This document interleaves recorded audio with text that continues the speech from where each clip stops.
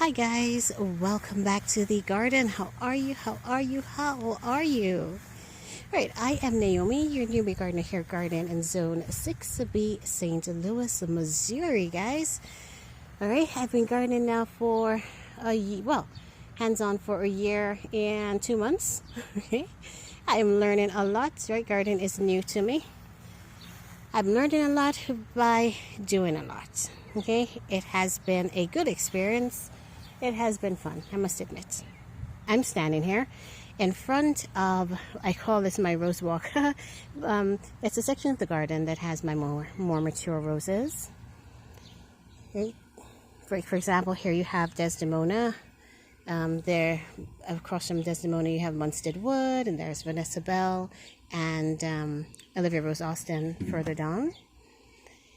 Now, what I'd like to show you guys is these Sky Pencil Hollies. All right, I want you guys to just take a look at me with me for a second.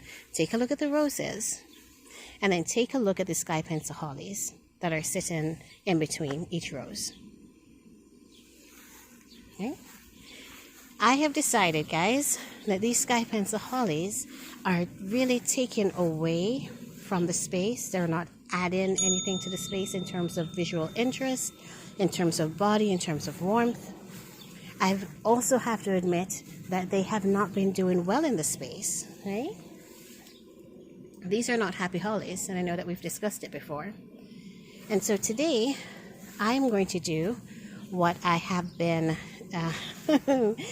thinking about doing from earlier this spring, which is remove the hollies from the space, right? We need something in this space that is actually going to amplify the roses, that's going to warm up the space, that's going to bring energy and height, right?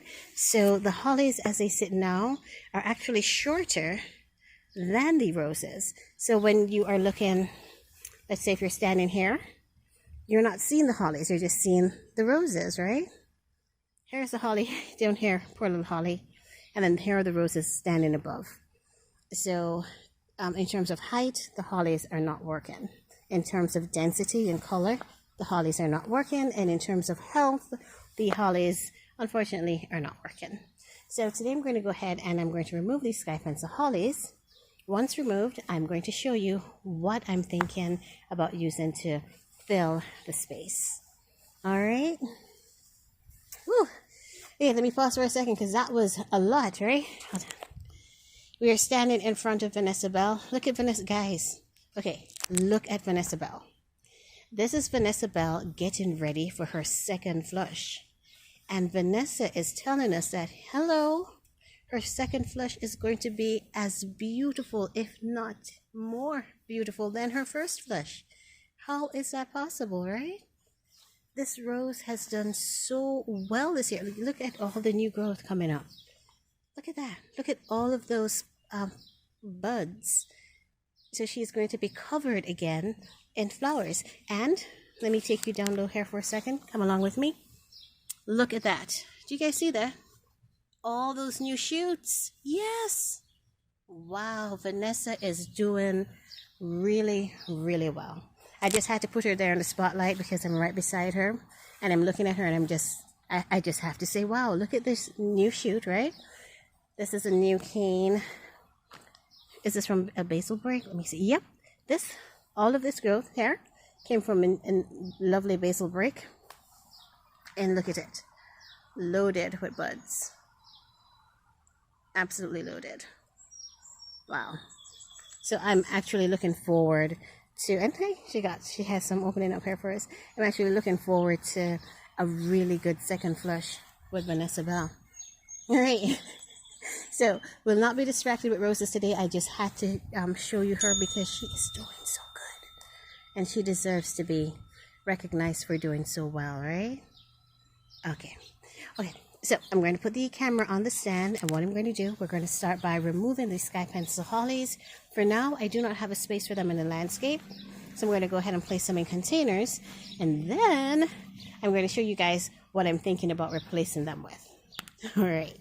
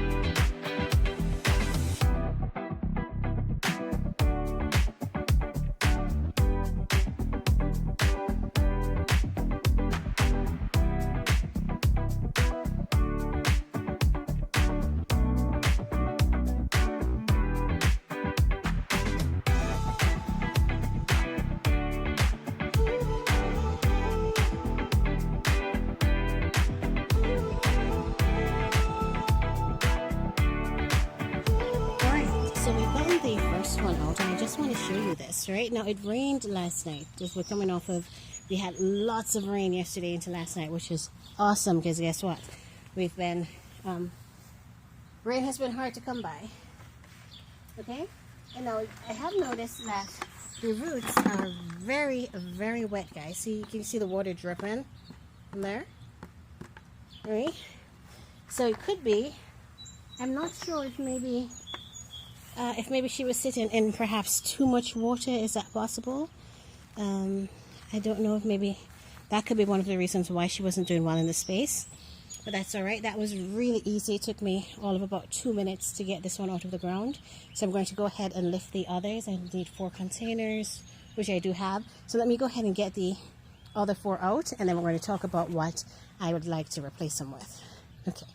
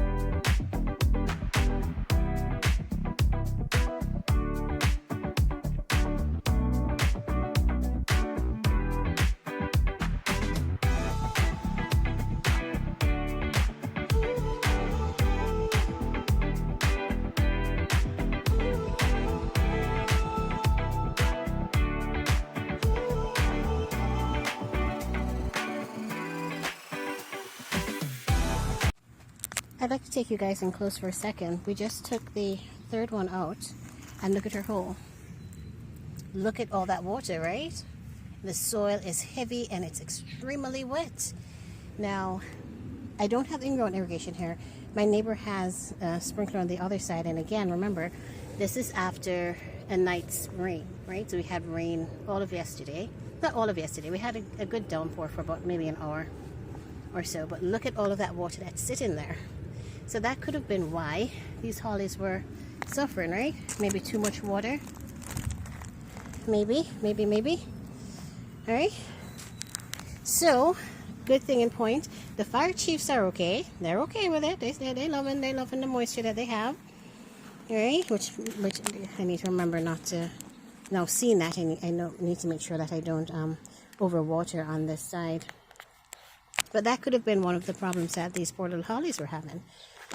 Right? Perhaps not enough water, and then when they got it, maybe it was just way too much. All right, that was number 3. Let's get to the final one here, which is the healthiest looking of them all. I just plastered Munstead wood again, and the fragrance, guys. Boy, I'm telling you about that rose.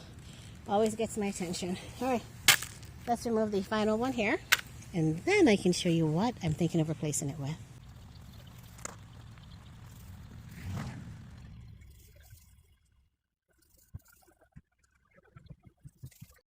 Alright guys, I had to catch my breath after that one. Alright, so here's what I'm thinking of replacing them with. The emerald green arborvitaes. Alright, take a look at the space for me and tell me what you think. Are you feeling that it's a little bit too crowded? Alright, we're still not having the impact of height. I don't want the arborvitaes growing any taller than they are now. But let's just walk through the space and let's get an impression. And let's see how we feel about it. Wow, it's definitely turned it into a denser environment. I can tell you that much, right? Okay.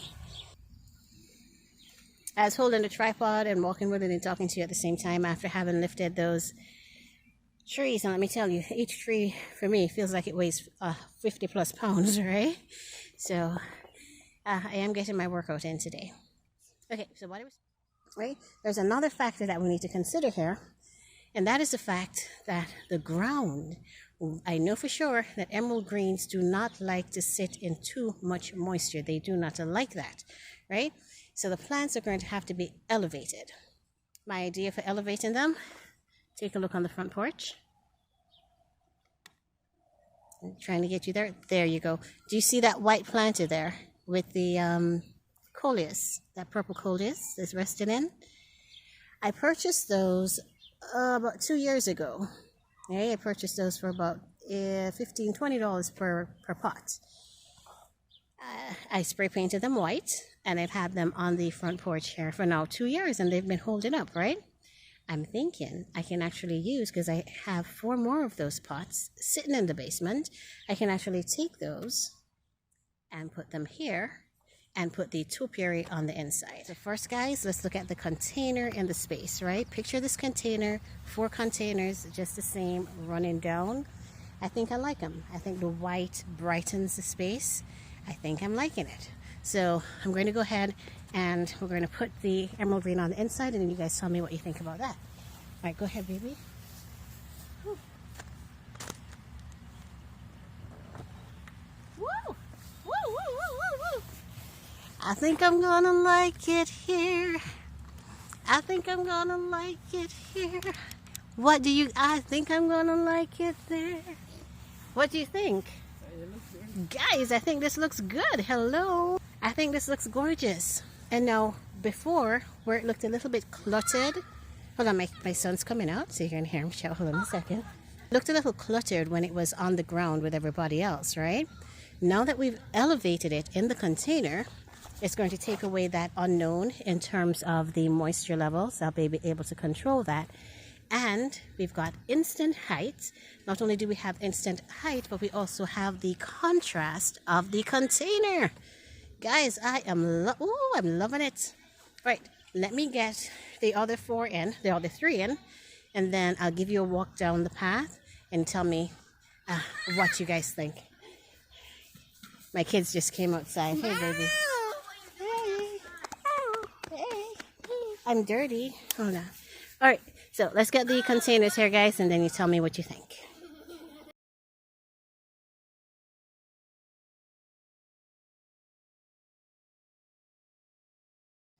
Alrighty, guys, so this is what we are working with now that the arborvitaes have been placed in the containers. Now, they're just dry set right now. There's no soil, there's no nothing. I've just propped them in the containers to see what the effect would be in the area. All right, let me see if I can give you sort of a sideways sort of a view of it.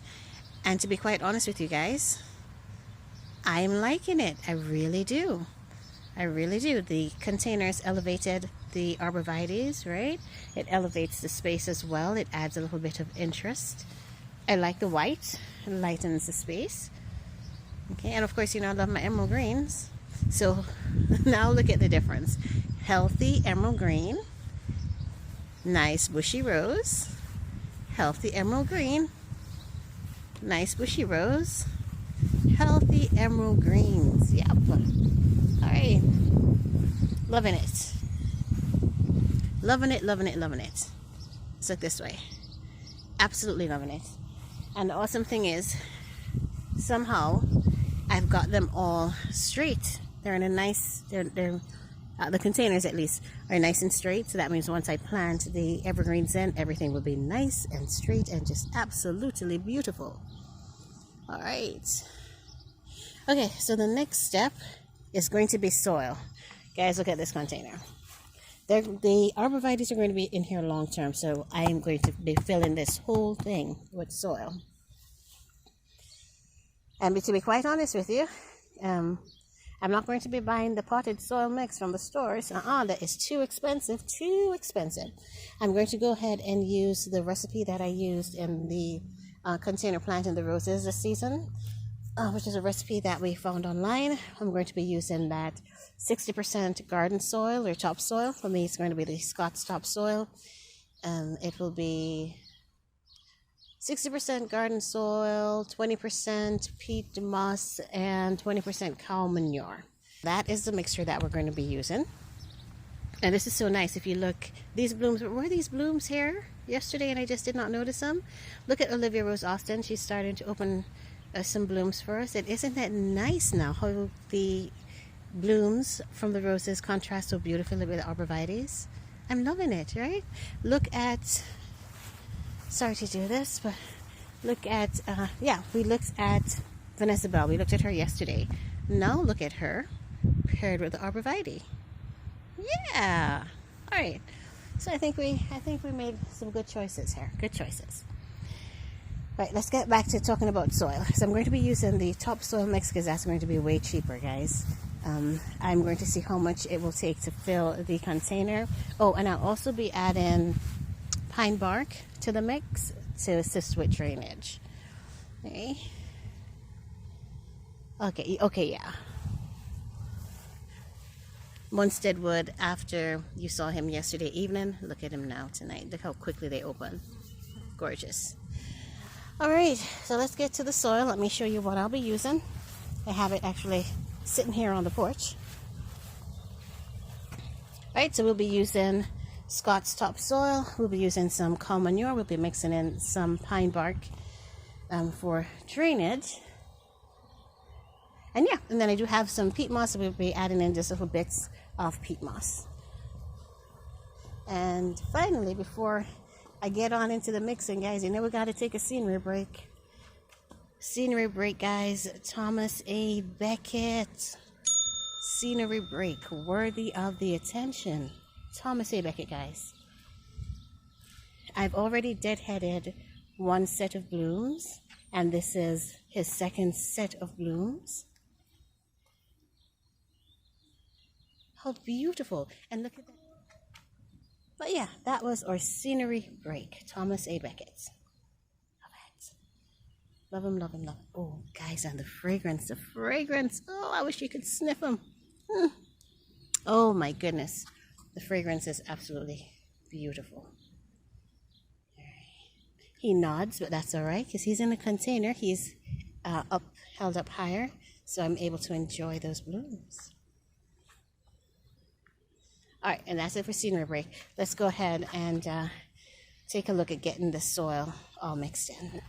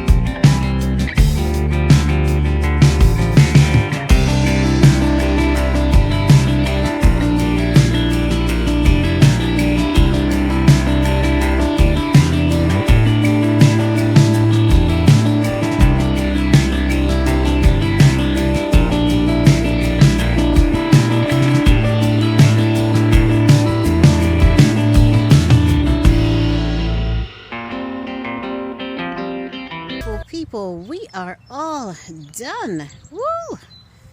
We are all done. Look at this. All of the arborvitaes are now sitting in their containers. And, I think it looks good. It definitely makes a difference, right? The area looks very different now than it did before.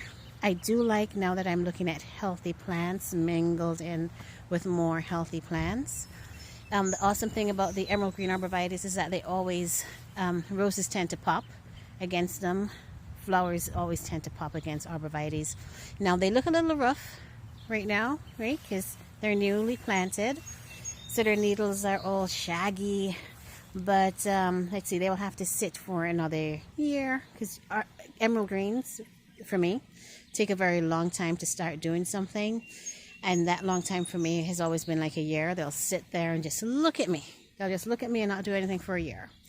And then they'll start taking on their nice emerald green shape and color. You know, the little needles are going to fold over a bit, so you get that nice little pillowy, cloudy effect. So that's awesome. That's something that I have no problems waiting for. I think they do work in the space. I am thinking, having looked at them, that I need to add one more. Because if you see, they're running down, right? I just passed 1, 2, 3. This is our 4th one here. Right? I'm thinking that we need to add one at the gate, because it just feels like we came to an abrupt stop right here. There needs to be something with height to balance off this section of the garden. Right? Let's see. Even if I do end up putting a climbing rose there, we're still going to have to, I think we still have to balance it off with an emerald green, just to finish the space up so everything looks really cohesive and nice. Alright guys, so this is it after the change. Alright, after the change, I think it looks good, baby. I think I still like it. I think I like it. I'm thinking spiral topiary, guys. I'm looking at it and I'm thinking I want to try my hands. I want to try my hand at making these guys into some spiral topiary. I've never done it before, and I don't know if you guys have ever noticed the topiary on the front porch. Not looking very topiary at all. But I think it would be an awesome thing to try. I think that would be really cute. Having, if you can picture it with me, if all of these were spirals just running all the way up. Alright, I think that would be awesome. Alright, another project complete. Well, semi-complete, because we're going to come back in. I'm going to sleep on it, but I'm thinking I really do need to add another one right there. There needs to be height right there to finish the run of emerald greens. Okay? But I think for now, another project has been complete. Is complete, or has been completed. I hope you guys like it. As always, I gotta thank you. Thank you for joining me for yet another video, for spending this time with me in the garden. It is always fun, and I always enjoy spending this time with you guys. I'm going to show you a little teaser. I'm going to spin you around here. Turn around. What do you see? You are looking at our beautiful poet's wife, that little one that was slow to the go. She has finally started to give us some buds. And just look at her, that yellow contrasting against the purple of the alliums. Isn't that cute? That is cute. Right? And the bobo hydrangeas, hey. All right, just last peek. Bobo hydrangeas are starting to do their thing. Ooh, yeah. I can't wait until everything's in bloom, which, based on looking at what the garden is doing now, I probably won't be in bloom for another month, right? So in another month, I'll take you guys through the garden to show you what everything looks like. But for now, I think it is workable. It is workable. All right, guys. So let me go ahead and end the video here. Let me see if I can get you a cute view of the poet's wife paired with the alliums. See if I can get the camera to tilt for me. It's moments like this. There you go. Oops, almost got it. Look at that. Isn't that cute? That is beautiful, guys. Absolutely beautiful. All right, so let me repeat my ending. Thank you guys so much again for spending this time with me in the garden. It was awesome. I do hope that you guys enjoy the rest of your day, your night, your week. And I will see you again in the next video. Bye-bye.